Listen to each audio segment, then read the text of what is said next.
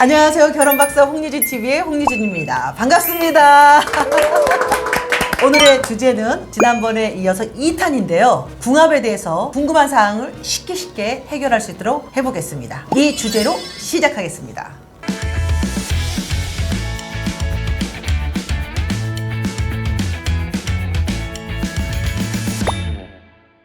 유튜브를 보시는 우리 구독자분들이 궁금해하시는 질문도 있어서 제가 먼저 하나 궁금한 거를 좀 말씀드리면 아직도 우리 부모님들이 4살 차이 궁합도 안 본다는데 하고 얘기를 하시거든요. 정말 4살 차이가 좋은가요? 근거 없습니다. 집안끼리 이렇게 합을 봤거든요. 습성이 그냥 남아있다 이렇게 보시면 됩니다. 재혼하시는 분들을 저희가 상담을 하다 보면 이런 얘기를 해요. 우리가 결혼 전에는 가서 궁합도 보고 했는데 천생연분이었다. 근데 이런 분들이 헤어져서 오거든요. 그건 왜 그럴까요? 사주에서 보면 합이 들어오고 충이 들어오거든요. 충은 충돌한다 이런 의미인데 합이 들어왔을 때 결혼했고 충이 들어왔으니까 이제 헤어지는 거죠. 예전에는 집안끼리 하다 보니까 이혼할 수 있는 조건이 안 돼요. 그 집 귀신이 돼야 돼요, 시집 가면은. 근데 요즘 세상 그런 게 어디 있습니까? 누구든지 생각이 있단 말이에요. 그러면 뜻이 맞질 않으면은 어쩔 수 없는 거죠. 그래서 이혼한다 이렇게 저는 보고 있습니다. 자, 우리 여기 계신 직원분들이 한번 질문도 한번 받아보겠습니다. 보통 3제 때 결혼도 하면 안 된다고 미루시잖아요. 좀 그게 궁금해서. 이 삼재는 삼재 팔란 이렇게 이야기합니다. 삼재라는 게 이게 재앙재자거든요.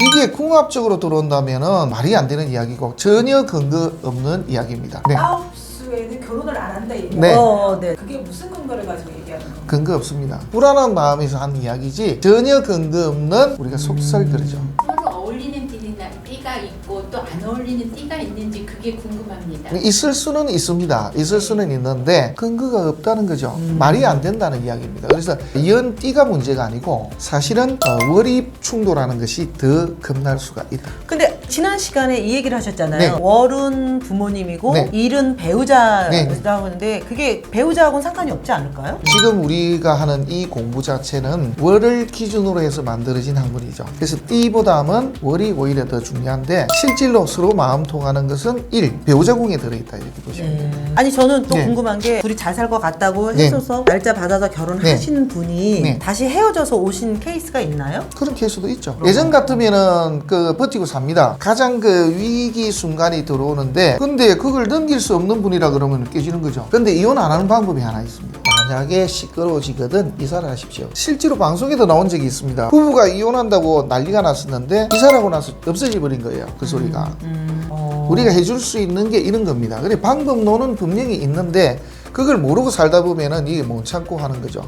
여러 번 결혼을 하는 분들의 사주가 따로 있는 건가요? 아니면 자기가 만드는 건가요? 나름대로 보면은 따로 있다고 봐야 됩니다. 저는 10번 결혼하고 10번 이혼한 분을 직접 만났었거든요. 사주도 있지만은 성향도 있다라고 봐야 됩니다. 왜냐하면은 그분하고 똑같은 분들이 한 50분 되거든요. 그러면 그분들이 다 그렇게 사느냐? 그렇지는 않거든요. 그 사람하고 사주 같다고 똑같다. 그건 말이 안 되죠. 관상에 한동안 우리 어느 논문에 나왔던 그 머리가 좀 훤하신 분하고 여성이 좀 주걱턱이 궁합이 좋다 이런 게 이슈가 됐는데 실제로 그런가요? 관상학적으로 보면은 어느 정도 일리가 있죠. 왜냐하면은 대체로 남자가 대머리들은 보면은 남성성이 좀 강하다고 봐야 되거든요. 여자가 주걱턱이라 그러는데 체력적으로 좋아요.